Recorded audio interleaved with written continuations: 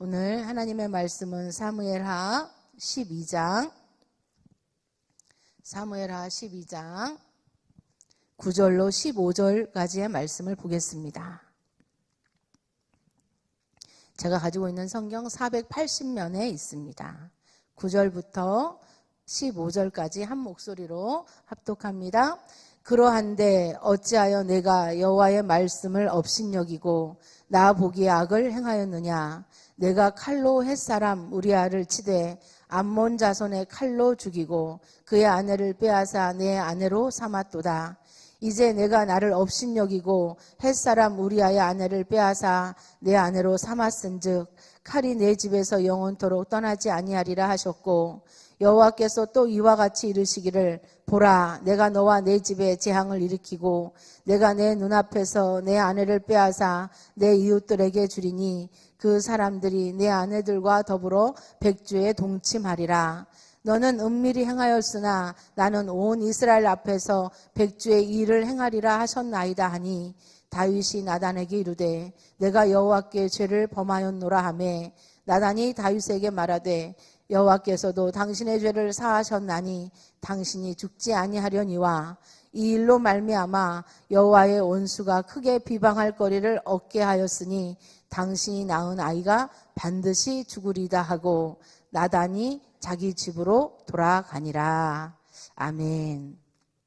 봉독한 말씀을 가지고 죄의 결과, 이와 같은 제목으로 함께 은혜를 나누기를 원합니다. 오늘 12장 1절에는 누가 나오냐면 나단 선지자가 다윗을 찾아옵니다. 그리고 11장에 있었던 이야기를 예화로 이야기합니다. 그 예화는 무엇이냐면, 부자가 있었는데, 한 마을에 큰 부자가 있고 정말 가난한 사람이 대조적으로 있는데, 이 부자가 양도 많고 소도 많고 부자니까, 그런데 가난한 사람은 아무것도 없고 양 한 마리가 있는 거예요. 그래서 그 양 한 마리를 마치 자기 자녀처럼 같이 밥 먹고 같이 자고 그렇게 예뻐하는 양이 있는데, 부잣집에 손님이 찾아온 거죠. 근데 부자가 이 손님한테 뭔가를 대접해야 되는데 자기 거는 아까우니까 그 가난한 사람 것, 마치 자녀처럼 키웠던 양 한 마리를 빼어서다가 그 양으로 손님을 대접했다. 그런 이야기를 나단이 하는 거예요. 선지자가 와서. 그 이야기를 듣고 다윗이 어떻게 반응하냐면, 그 사람은 마땅히 죽을 자라, 그렇게 나쁜 사람은 죽여야 된다, 이렇게 말하니까 나단 선지자가 다윗을 보면서 바로 그가 너다, 이렇게 말씀하시는 거예요. 여러분, 왕이 그래도 왕인데 선지자가 찾아와서 막 악한 사람 이야기를 해주고 그랬을 때, 야, 그렇게 악한 사람 있으면 내가 왕인데 죽여버려야지, 너야. 여러분, 이렇게 말을 들었을 때 어떤 느낌이었을까요? 하나님께서 나단 선지자를 통해서 다윗에게 말씀하시는 것은 뭐냐면, 내가 다 주었는데 너 왜 그랬어?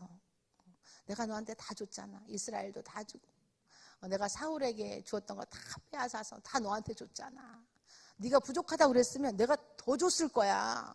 근데 네가 무엇이 부족하기에 우리아의 아내를 빼앗아 네 것으로 삼았어. 이렇게 책망하는 책망을 듣습니다. 다윗이 자기의 모든 인생은 약함이 있잖아요. 우리가 완전하지 못합니다. 그러나 그 약함을 하나님 앞에 다 맡겨드렸다면 여기까지는 오지 않았을 텐데, 다윗이 자기의 죄를 덮으려고 했어서 이 살인까지 일어나게 되었습니다. 그런데 죄에 대해서 하나님은 뭐라고 말씀하시냐면, 네가 나를 업신여겼어. 네가 나를 업신여겼어. 여러분, 죄는요, 하나님이 보실 때 너 잘못했어, 이것이 아닙니다. 네가 내 말을 업신여겼어. 더 나아가서 너가 죄를 범한 것은 나를 업신여긴 거야. 여러분, 우리가 슬며시 찾아오는 이 죄의 유혹을 이기지 못하고 죄를 저지를 때가 있습니다. 죄를 내가 인정할 때가 있습니다. 그런데 그 죄를 내가 인정하면 내가 누구를 업신여기느냐? 하나님을 업신여기다는 거예요. 하나님을 업신여겨. 우리가 가끔 성경에 나오는 동물이 있습니다. 그 동물 중에 하나는 양이고 하나는 염소예요. 우리는 양과 염소를 나눕니다. 양은 오른쪽에, 염소는 왼쪽에. 그런데 왜 그렇게 나누어지는가? 이 양과 염소의 기질이 다르기 때문에 그래요. 염소는 주인이 목줄을 이렇게 딱 해서 끌고 가면 매 하고 따라갑니다. 아니 목줄이 없어도 가자 하면 따라와요. 따라가는 그런 성향이 양에게 있다면 염소는 목줄을 해서 잡아 당겨도 안 갑니다. 우리 담임 목사님이 늘 하셨던 말씀이 있어요. 버티겨. 그리고 앞에 세워놓고 뒤에서 탁 엉덩이 한번 때리면 좋다고 나아가요. 그런 성향을 갖고 있어요. 그래서 이 염소는 자기 지혜로 자기 힘으로 뭔가를 막 하기를 원하는 그런 성향을 갖고 있어요. 그런데 그렇게 내 지혜로 내 힘으로 살아가려고 하면 하나님이 어디에 세우느냐? 왼편에 세우시더라는 거예요. 하나님은 우리가 염소가 아니라 양이 되기를 원해요. 그래서 하나님이 가자 하는 대로 가기를 원하고 하나님이 말씀한 대로 순종하며 나아가기를 하나님이 우리에게 원하시더라. 그런데 사람에게는요, 좀 권세가 있고 물질이 있고 힘이 있으면 사람에게 무엇이 찾아오느냐? 염소와 같은 내가 뭔가를 할 수 있을 것 같고 내가 뭔가 정말 내가 좀 잘난 것 같고 내가 뭔가 하고 싶어 하더라. 그것이 죄를 부르는 소리가 되더라고 오늘 말씀하고 있습니다. 그러면 죄에 대한 결과가 다윗에게 어떻게 미쳤는가? 하나님을 업신여긴 다윗에게 하나님께서 그 죄의 결과에 대해서 나단 선지자를 통하여서 이렇게 말씀합니다. 10절에 보니까 다윗의 집에 칼이 영원토록 떠나지 아니하라. 너의 집에 늘 전쟁이 있을 거야. 두 번째로는 재앙을 일으키고 다윗의 아내를 빼앗아 이웃에게 주는데 너는 은밀하게 밤에 했지만 나는 그것을 모든 사람들이 보는 백주의 네 아내가 다른 사람에게 빼앗길 거야. 이것이 압살롬을 통해서 이루어져 버렸습니다. 세 번째로는 어떤 죄의 결과가 왔냐면 밧세바가 낳은 아이가 죽을 거다. 그래서 아이를 낳았는데 이 아이를 위해서 금식하고 하나님 살려주십시오. 그렇게 기도했어도 그 아이가 죽었더라. 이렇게 말씀합니다. 여러분, 죄의 결과가 쉽지 않습니다. 우리가 져야 되는 이 죄의 결과가 쉽지 않은데 이렇게 죄에 대해서 깨닫게 되었을 때 이 다윗이 그래도 우리에게 위대한 믿음의 완성자라고 불려지는 이유는 그가 그 죄의 깨달음 앞에 무릎을 꿇었어요. 그에 대한 이야기가 시편 51편에 잘하게 흘러나옵니다. 시편 51편 1절로 2절에는 다윗이 이렇게 하나님 앞에 고백합니다. 하나님이여 주의 인자를 따라 내게 은혜를 베푸시며 주의 많은 긍휼을 따라 내 죄악을 씻어주소서. 나의 죄악을 맑게 씻으시며 나의 죄를 깨끗이 제하소서. 무릇 나는 내 죄가를 아오니 내 죄가 항상 내 앞에 있나이다. 그가 얼마나 하나님 앞에 자기의 이 죄를 사무치게 회개했냐면 자기의 침상이 자기의 눈물로 젖을 정도로 그렇게 회개했다. 죄를 깨닫고 회개하면 하나님이 무엇을 주시는가? 용서를 해주십니다. 그 다윗의 죄에 대한 용서가 시편 32편에 또 나와요. 그것이 뭐냐면 시편 32편 5절에 이렇게 말씀합니다. 내가 이르기를 내 허물을 여호와께 자복하리라 하고 주께 내 죄를 아뢰고 내 죄악을 숨기지 아니하였더니 곧 주께서 내 죄악을 사하셨나이다. 우리가 막 하나님 잘못했습니다. 용서하여 주시옵소서. 그것이 죄인 것을 알면서 내가 멈춰서지 못했습니다. 하나님 나의 약함을 용서하시고 내가 이 죄를 주님 앞에 다 자백하고 토설합니다. 하나님 용서하여 주옵소서. 이렇게 하나님 앞에 진실로 죄를 깨닫고 회개하고 돌이키면 하나님이 그 죄를 어떻게 하시더라? 용서해 주시더라. 사해 주시더라. 그런데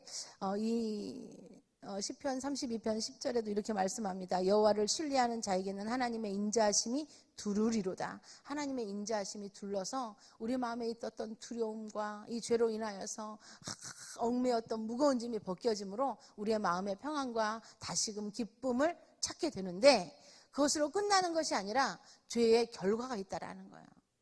사랑하는 성도 여러분, 하얀 벽에 제가 못을 탕탕탕 박았습니다. 그리고 저 못이 어울리지 않아. 그래서 다시 그 못을 탁 뺐어요. 그런데 이 못을 박고 뺀 자리에 무엇이 남냐면 자국이 남습니다. 그리고 많은 사람들이 그걸 보면서 여기 못 박았던 데네. 여기 못 박았다가 못을 뺐네. 이것을 말하지 않아도 다 안다라는 것이죠. 사랑하는 성도 여러분, 우리는 연약한 존재지만 여러분 죄와 싸워야 됩니다. 죄를 여러분이 환영하고 영접하고 기쁘게 맞이해서는 안 된다는 거예요. 죄는 슬며시 오고 우리를 유혹해서 우리를 넘어지게 하는 강력한 힘으로 우리에게 다가오지만 그것을 내가 인정하고 환영하고 모셔드리면 그 죄의 결과가 하나님이 나의 죄를 깨닫고 회개할 때 용서해 주시지만 그 자국이 우리들의 삶 가운데 남더라는 거예요. 여러분, 다윗의 삶이요, 이 열왕기 사무엘 하에 쭉 기록이 됩니다. 그리고 열왕기 상하에도 다윗의 삶이 쭉 기록이 됩니다. 여러분, 그 기록된 삶을 쫓아가 보면 너는 내 마음에 합한 자야라고 하는 인정함을 받았던 다윗임에도 불구하고 그의 자녀들끼리 왕자의 난을 일으키고 자기의 배다른 오빠가 배다른 동생을 범하고, 그리고 그래서 그 누이를 범한 그 동생이 또 그 형을, 배다른 형을 죽이고. 여러분, 어떻게 다윗의 집에 그렇게 기도하는 사람, 그렇게 하나님이 사랑하는 사람, 그런 영성을 가지고 시편을 그렇게 많이 지었던, 그렇게 찬양했던 다윗의 가정에 어떻게 이런 일이 일어날 수 있을까? 아들이 막 칼을 가지고 아버지를 죽이겠다고 쫓아오고 아버지는 맨발로 도망가고, 어떻게 이런 일이 있을 수 있을까? 그 시작이 어디에 있냐? 이 죄에서 비롯되었다라는 거예요. 사랑하는 성도 여러분, 우리들의 삶에 내가 원하지 않는 힘든 일이 우리에게 다가옵니다. 물론 그것이 하나님이 주시는 시험일 수 있습니다. 그러나 그 시험이 나의 죄의 어떤 원인을 가지고 다가오는 것일 수도 있더라는 것이죠. 여러분, 그럴 때 여러분 회개하십시오. 그러면 하나님이 그럼에도 불구하고 무엇을 베푸시느냐? 은총을 베푸시더라. 일주일이 금방 지나갔습니다. 오늘 저는 즐거운 얘기를 하는 걸 좋아하는데 강의를 하다 보니까 어쩔 수 없어요. 어제부터 조금 무겁습니다. 그러나 그것이 우리의 인생이니까 여러분, 무거운 것일지라도 받아들이고 이것을 나의 교훈으로 삼으면 그것이 우리를 유익하게 하는 줄로 믿습니다. 오늘 철야가 있는 날 여러분 끝까지 승리하시고 건강 잘 챙기시고 오늘 저녁에 뵀으면 좋겠습니다. 기도합니다. 우슬초로 나를 정결하게 하소서. 내가 정하리이다. 나의 죄를 씻어주소서. 내가 눈보다 희리이다. 하나님, 이 아침에 다윗이 죄를 깨닫고 하나님 앞에 아버지 울며 회개하는 그 음성을 들었습니다. 하나님, 우리가 주님 앞에 내놓아야 될 하나님 아버지 죄는 없습니까? 하나님, 나를 늘 올가매고 나의 발에 늘 아버지 하나님 쇠사슬을 채우는 이 무거운 죄짐은 없습니까? 이 아침에 우리가 주님 앞에 다 토설했으면 좋겠습니다. 우상을 섬겼습니까? 그 우상을 주님 앞에 내어드리기를 원합니다. 하나님, 자녀가 우상입니까? 그 자녀도 주님 앞에 내어놓기를 원합니다. 아버지 하나님, 주님이 기뻐하지 아니한 것들 주님 앞에 이 시간 쏟아놓기를 원합니다.